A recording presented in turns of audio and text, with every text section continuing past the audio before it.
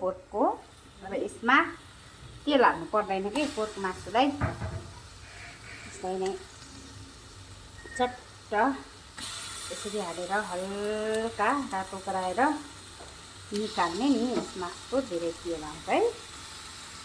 रातो भयो। अब यस्तै झिक्ने। अब यसरी थालमा तारेर झिक्यो। अनि यहाँ यत्रो तेल छ है, चाहिँ रहेछ कि तेल छ।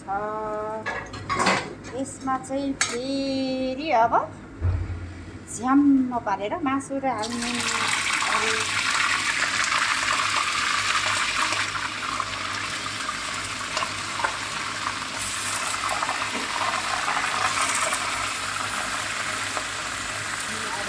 मजाले फ्राई, अब यसलाई मजाले फ्राई गर्ने हो।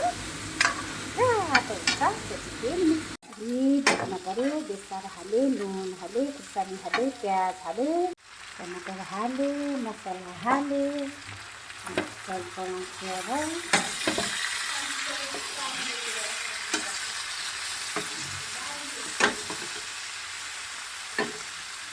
रेडी भयो। रोटी हालेको के तावाभरिको रोटीलाई फुलाउनु पर्यो। रोटी उस्क्यो।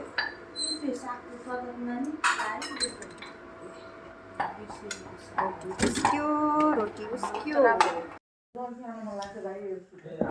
यो अलिकति बनाइदियो त। यो खानै त्यो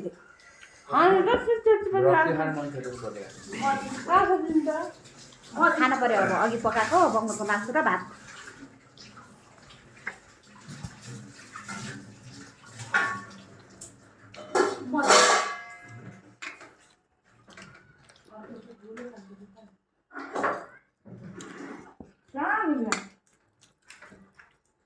यस्तो बस्नु मिठो हुन्छ।